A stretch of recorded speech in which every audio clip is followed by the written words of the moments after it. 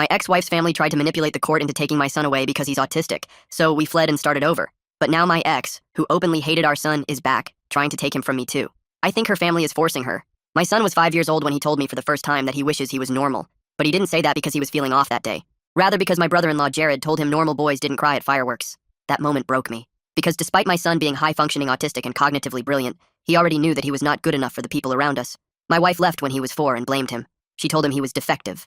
And after she left, her family started hovering over us, like a pack of seagulls circling a French fry. First came the unsolicited advice, then the visits. Then Jared, the ex-brother-in-law who once left my son alone at a gas station, by accident, started showing up more. "You've got to toughen him up," Jared said. "He needs to learn to stop whining over stupid things like sound." That same week, he tricked my son into getting into his truck for ice cream, then left him at a playground 3 towns over, and called CPS on me for neglect. It thankfully didn't stick, but it planted a seed in my in-law's head that I was unfit to parent. Soon after, my ex-wife's parents filed for emergency custody, but they didn't use the gas station or the ice cream incident to prove their point. Instead, they used my son's autistic behavior to prove that I was abusive. As an example, they cited that him screaming during a thunderstorm was proof I was abusing him. They also cited that him biting a classmate when his sensory overload hit was proof I was teaching him it's okay to be violent. It didn't matter to them that my son loved me, that he couldn't stop jumping up and down and hugging me every time I came home from work. All that mattered to them was taking him from me. And so, they gathered screenshots, twisted the narratives, and hired a sleazy lawyer who looked like he took pride in getting predators off the hook. All I had was my son and the truth. When trial day came, I knew the courtroom would overwhelm him. So I did what I always did. I prepared him. We read court transcripts, watched old proceedings, practiced with stuffed animals. I explained what custody meant. I showed him how to breathe when it got too loud, and I made sure he knew that I loved him more than anything in this world. In the courtroom, the in-laws sat smug, Jared winking at me like he'd already won. As expected, their attorney painted me as negligent. He said my son needed proper structure. Even fabricated a lie about me laying hands on him. It was a nightmare. When he was finished, the whole courtroom looked at me like I was a monster. I looked over at my son, expecting him to be sad or nervous. But instead, he was mad, like he wasn't about to let someone lie about his dad. He got called on stand, and just like we practiced, he began speaking. But he didn't follow the script. At first, anyway. Instead, he started going off. That man was lying. Never talk about my dad like that again. He never hit me. He loves me. When Mom hit me, he stopped her. I love my dad so much. He never lets my peas touch my mashed potatoes. He puts labels on my bookshelves so I can find every story. He doesn't lie. Ever. The room stilled. "I know Article 3 of the Family Code," my son added. "It says the court wants what is best for me, and what is best for me is staying with my dad." My in-law's lawyer tried to immediately object, but the judge held up a hand. "Let him finish." "Dad doesn't make me feel different like they do," my son said, pointing at Jared. "He makes me feel normal, like I'm actually cool. I love him." I wiped my face. I hadn't cried since my wife left, but that day, I couldn't stop bawling looking at my son. The judge ruled in our favor, full custody to me. No visitation rights were granted to the in-laws. Jared stood up, red-faced. "This is a joke!" The bailiff approached him as he continued to yell. "You'll regret this. You think this ends here?" They were escorted out. But as they passed, my ex-mother-in-law said, "You don't know what you've started." The truth was I didn't. But after winning that initial custody battle, I dared to believe our lives might return to normal for even a little. My son and I slowly rebuilt a structured routine, carefully managing his sensory needs and fostering a stable, nurturing home. Every day felt like a step forward. But beneath that fragile peace, the threat from my ex-wife Maria's family lurked ominously, like a shadow that refused to leave. At first, Jared and my ex-in-laws kept their distance, but their compliance was short-lived. Gradually, they started driving past our house more frequently, their familiar vehicles lingering just long enough to remind us they were watching. I tried to shield my son from their presence, but his anxiety heightened every time he glimpsed Jared's red truck near his school or at the parks we visited. My son's once peaceful routines began fracturing under this calculated intimidation. Then Maria re-entered our lives, tentatively at first, influenced heavily by her parents. Her family manipulated her guilt and vulnerabilities, convincing her she'd failed as a mother and needed to redeem herself by reclaiming custody. Driven by their pressure and eager for their approval, she reluctantly filed a new custody petition. Her parents hired expensive lawyers and experts, meticulously preparing a case designed to exploit my son's autistic behaviors against us. Their harassment became methodical. Jared orchestrated encounters intended to unsettle my son, showing up unexpectedly at stores or playgrounds. Each incident was precisely timed and documented, transforming my son's legitimate anxiety-driven reactions into twisted proof of neglect or emotional harm. Unbeknownst to me, Maria's family also began covertly inciting incidents at my son's school. They encouraged misunderstandings, misrepresented his sensory meltdowns, and gathered witnesses sympathetic to their cause. The more my son struggled publicly, the more ammunition they gained for court. As the custody hearing loomed closer, my sense of foreboding deepened. I worked closely with Dr. Chen, desperate to protect my son from mounting anxiety. But despite our careful preparations, I didn't fully grasp the extent of Maria's family's schemes or realize that my son had begun his own quiet defense. Encouraged by Dr. Chen, he meticulously documented the harassment, gathering his own evidence, determined to safeguard our future.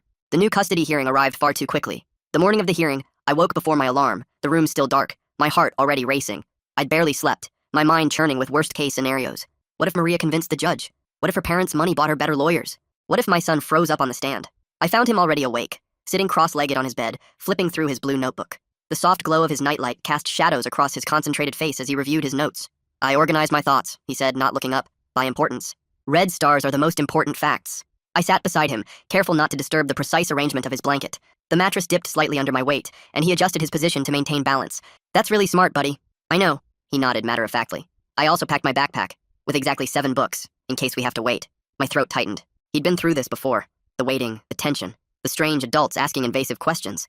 No child should be this prepared for court. We arrived early. Patrick, my attorney, met us in the hallway, his expression grim. His tie was slightly crooked, and I could smell coffee on his breath as he leaned in to speak quietly. They're all here, he warned quietly. Maria, her parents, Jared, and they've brought reinforcements, character witnesses, a child psychologist. My stomach dropped. A psychologist? My son has never even met with their psychologist. Patrick nodded. They're claiming he doesn't need to, that they can assess the situation based on the evidence of emotional distress they've documented. What evidence? I demanded, my voice sharper than intended. A passing court clerk glanced our way, and I lowered my voice. The school incidents. Your son's anxiety. They're framing it as a response to your parenting, not their harassment. I felt sick. They'd created the problem, and now they were using it against us. Inside the courtroom, Maria sat at the plaintiff's table, looking polished and maternal in a modest blue dress. Her hair was shorter than I remembered, styled in a way that made her look older, more responsible. Beside her sat her parents, and next to them, Jared, who didn't even try to hide his smirk when he saw us. The wooden benches creaked as we took our seats, the sound echoing in the high-ceilinged room. The judge, a stern-looking woman named Judge Patel, called the court to order. The sharp rap of her gavel made my son flinch slightly, his fingers tightening around his notebook.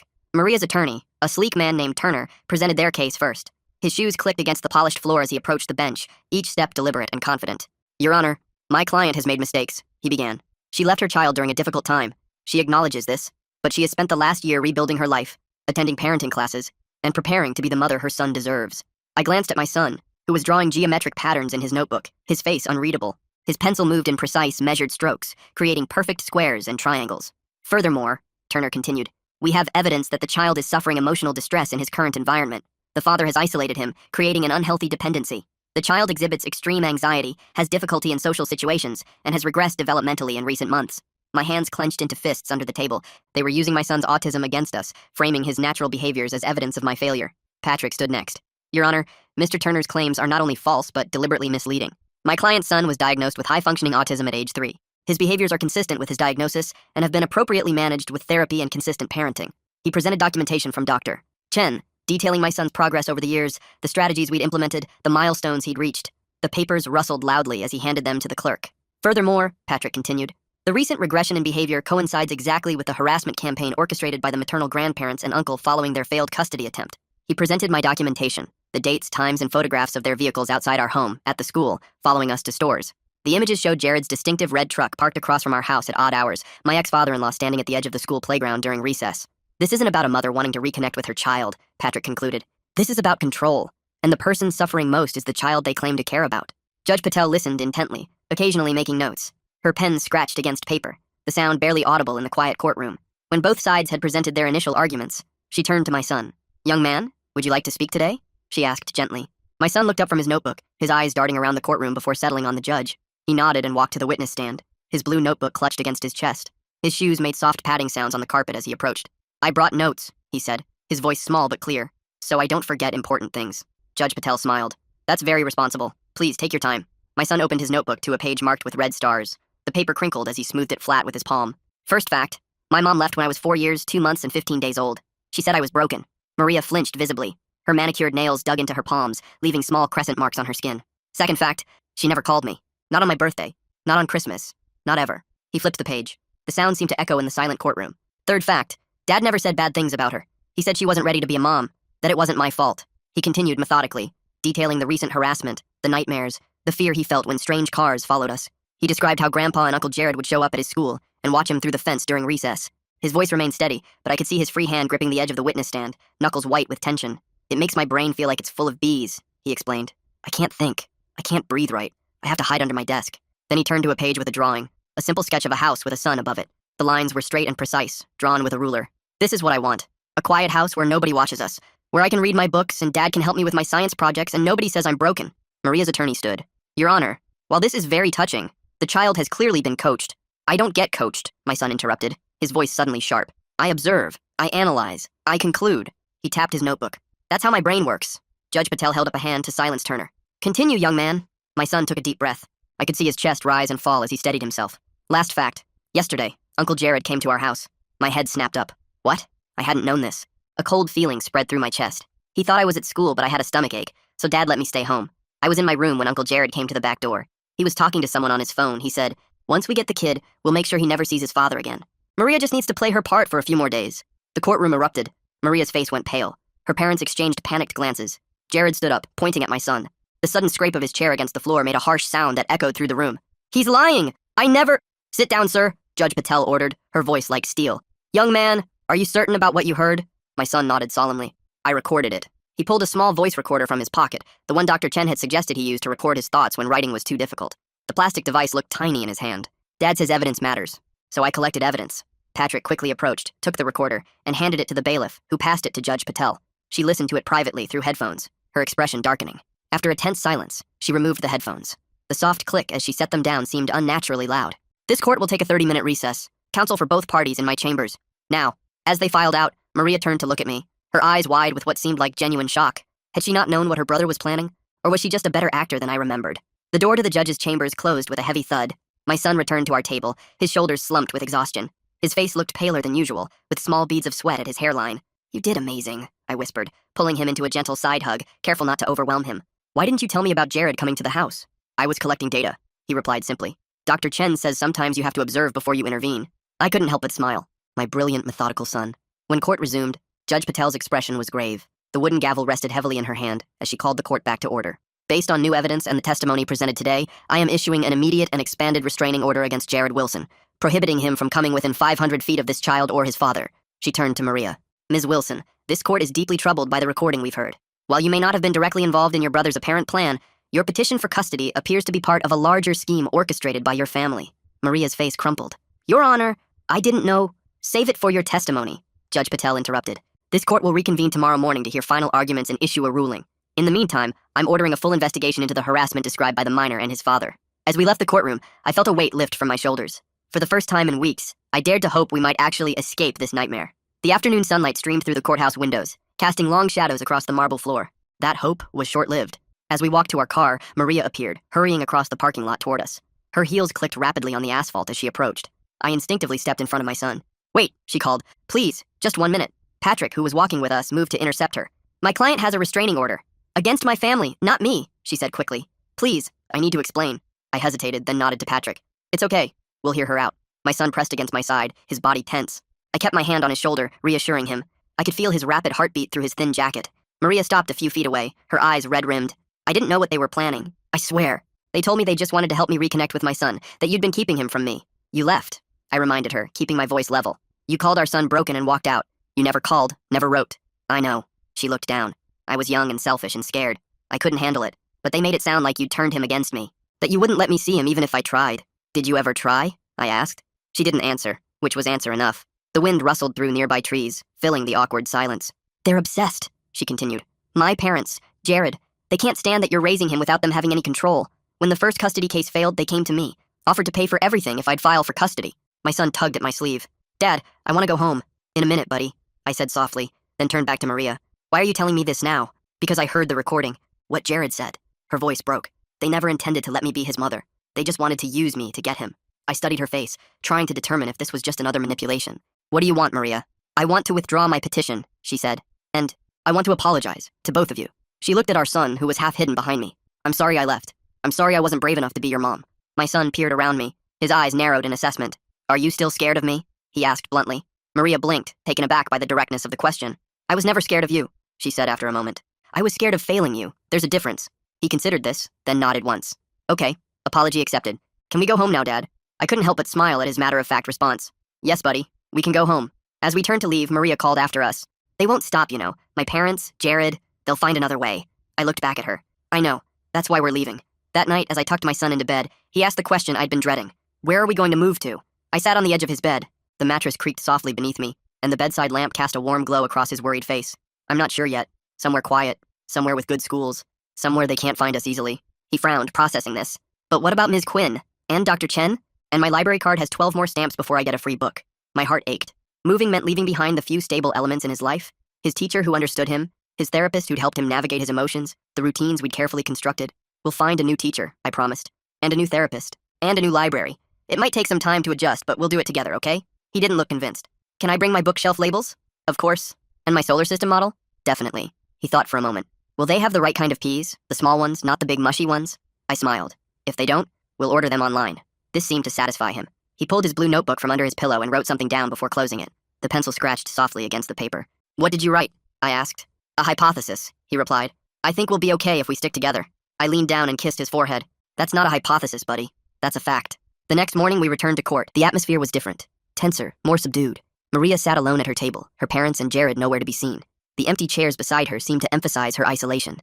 Judge Patel called the court to order. Before we begin, I've been informed that Ms. Wilson wishes to address the court.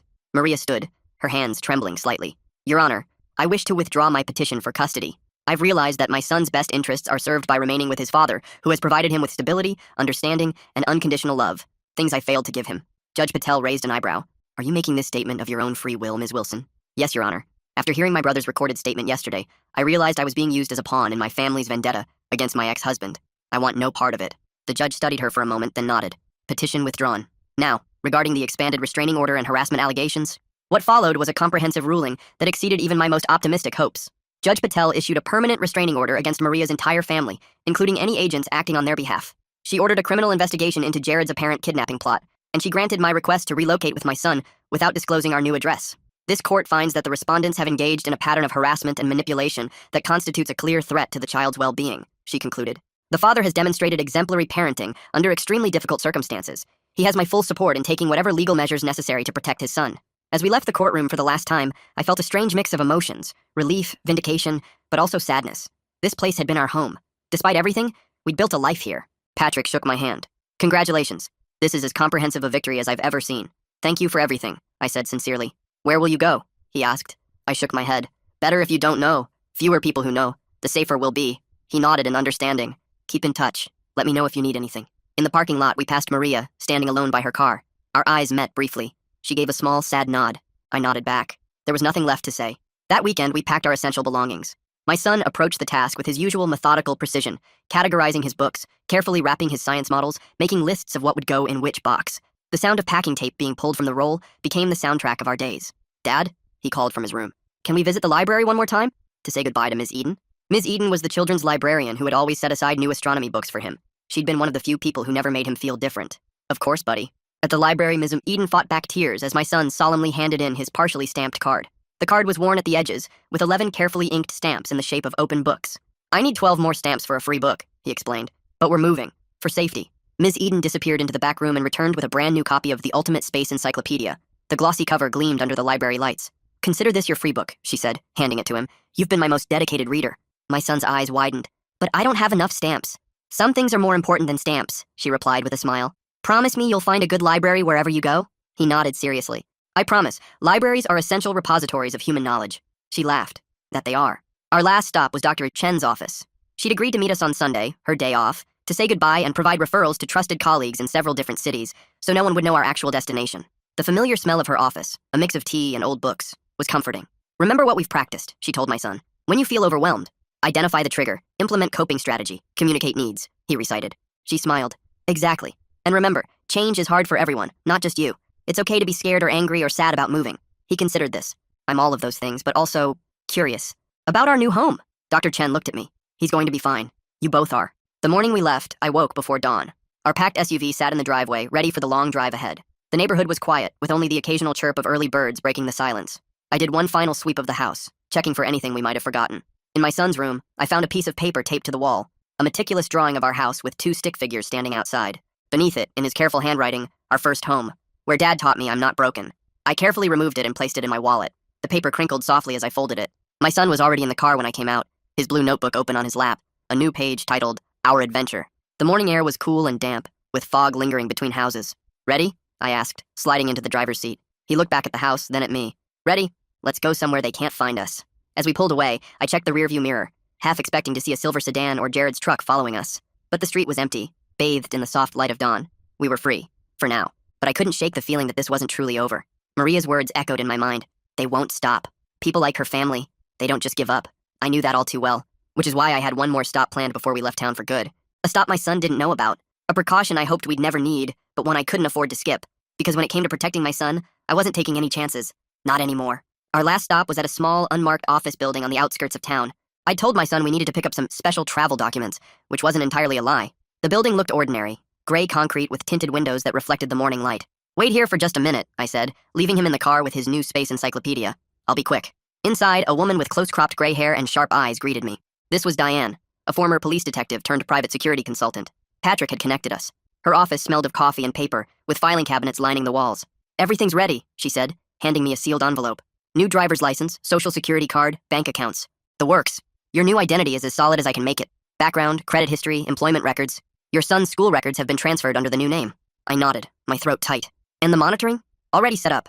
We'll track any searches for your old names, any unusual activity around your previous contacts. If they start getting close, you'll know before they do." Back in the car, my son barely looked up from his book. The pages rustled as he turned them, absorbed in images of distant galaxies. "Did you get the documents?" he asked without looking up. "All set," I said, tucking the envelope into my jacket. "Ready for our big adventure?" He nodded, but his eyes lingered on the town passing by outside his window. Buildings and landmarks we'd known for years slipped past, growing smaller in the side mirror. "I calculated that we've lived in this house for 2,347 days, he said quietly. "That's a lot of days." "It is," I agreed, "but we'll have even more days in our new home. Will it have a backyard? For my telescope?" "Even better," I promised. "It has a deck on the roof, perfect for stargazing." That seemed to cheer him up. As we merged onto the highway, I felt the tension in my shoulders begin to ease. The farther we got from our old life, the safer we'd be. We drove for hours, stopping only for bathroom breaks and to stretch our legs. My son documented everything in his blue notebook. The license plates we saw from different states, the types of clouds in the sky, the exact mileage between rest stops. The scratching of his pencil became a comforting background noise to the hum of the engine. "Dad," he said somewhere around hour 6, "are we going to change our names? Like in the witness protection shows?" I nearly swerved. "Have you been watching those shows again?" He shrugged. "Sometimes when you're making dinner. They're interesting. Very procedural." I sighed. No point in lying. He'd figure it out soon enough. "Yes, we are changing our names. Just our last name, not our first names. It's to make it harder for certain people to find us." He considered this. "Like Grandpa and Uncle Jared?" "Exactly like them." "Good." He went back to his notebook, adding something to a list. "I've been thinking about last names. I like Chen, like Doctor Chen, or Quinn, like Ms. Quinn, or maybe something space-related like Armstrong or Hubble." I smiled. "The new name is already picked out, buddy, but I like your suggestions." "What is it?" he asked eagerly. "Walker," I said. "We're going to be the Walkers." He tested it out. "Walker, Walker." Then he nodded. "It sounds like we're always moving. That's good for hiding." "Exactly," I agreed, relieved he liked it. We reached our destination late that night. A small city in another state, far enough away to feel safe, but not so remote that we'd stand out as newcomers. I'd rented a furnished apartment as a temporary base while we looked for a permanent home. The apartment was small but clean, with 2 bedrooms and, as promised, roof access. The building was older, with creaking floors and radiators that clanked, but it felt secure. My son immediately claimed the smaller bedroom, which had built-in bookshelves. He ran his fingers along the empty shelves, already planning his book arrangement. "This is acceptable," he declared after a thorough inspection. "The shelves need labels, though." "We'll get on that tomorrow," I promised, exhaustion hitting me like a wave. "For now, let's just get some sleep." That first night in our new place, I barely slept.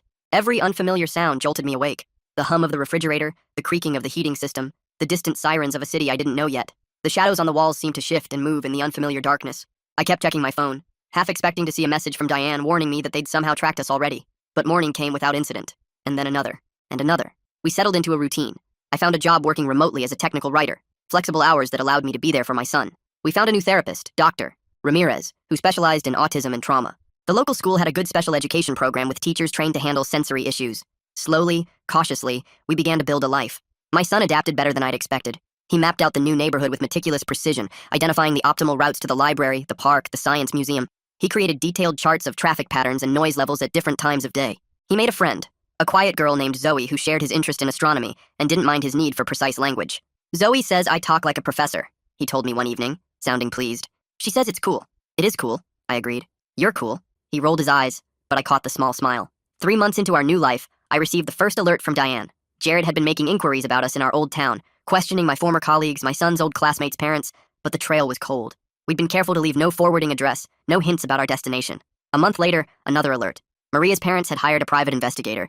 The PI had tracked us as far as the state line before losing the trail. Each alert sent my anxiety spiraling, but each time, our precautions held. Our new identities remained secure. We were ghosts to them now. 6 months after our move, we found a permanent home, a small house with a fenced backyard, and as promised, a rooftop deck perfect for stargazing. The house needed work, peeling paint, outdated kitchen, squeaky floorboards, but it was ours. A fresh start.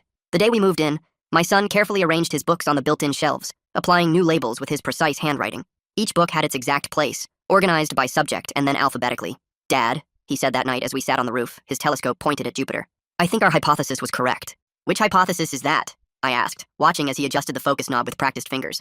That we'd be okay if we stuck together. He adjusted the focus on his telescope. The evidence supports it. I smiled.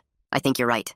Life wasn't perfect. My son still had meltdowns sometimes, like when the school fire alarm went off unexpectedly during a test, or when the grocery store rearranged the cereal aisle. He still had nightmares about being taken away. I still woke up sometimes in a cold sweat, convinced I'd heard Jared's truck in the driveway. But those moments became less frequent. The good days outnumbered the bad.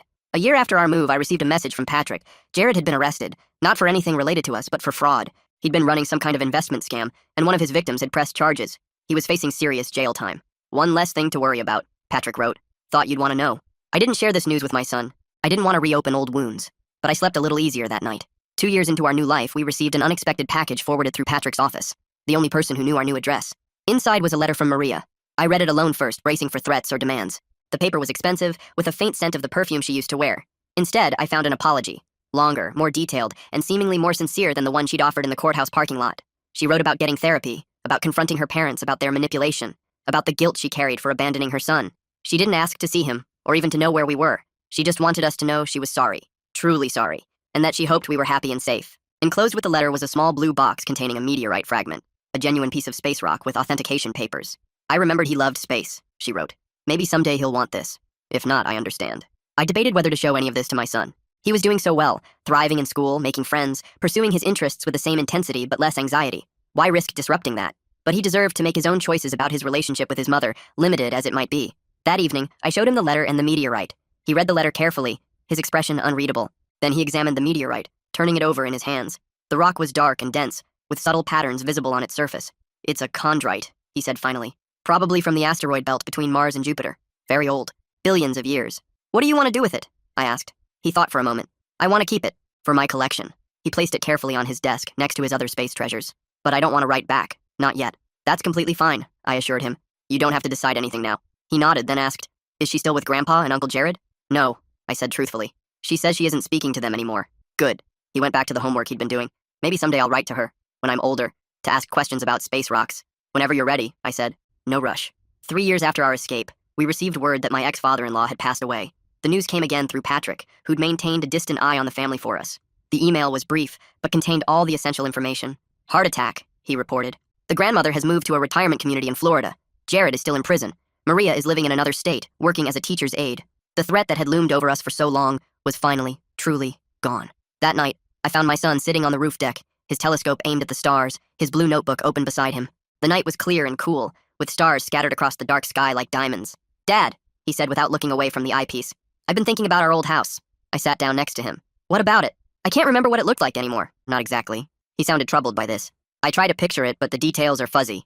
That happens, I said gently. Memories fade. He turned to look at me, but I don't want to forget everything. Some things are important to remember. I reached into my wallet and pulled out the drawing he'd made the day we left. The picture of our old house with the 2 stick figures and the words, Our First Home, where Dad taught me I'm not broken. The paper was creased from being folded, but the drawing was still clear. His eyes widened. You kept it. Of course I did. I handed it to him. Some things are worth remembering. He studied the drawing, tracing the lines with his finger. Can we put this in a frame? For my room? Absolutely. He carefully placed the drawing in his notebook, then went back to his telescope. After a moment, he said, I'm glad we moved here. Me too, buddy. Even though it was scary at first. Even though we had to change our names and leave everything behind. He adjusted the focus on his telescope. It was worth it. I looked up at the vast expanse of stars above us. The same stars we'd looked at from our old backyard, but somehow brighter here, clearer. It was definitely worth it. Later that night, as I was tucking him in, a ritual he claimed to be too old for but still seemed to enjoy, he asked, Dad, do you think we'll ever have to run away again? I shook my head. No, buddy. We're safe now. This is our home. Good, he said, pulling his blanket up to his chin. Because I like it here. I like being a walker. Me too, I said, smiling. As I turned to leave, he said, Dad?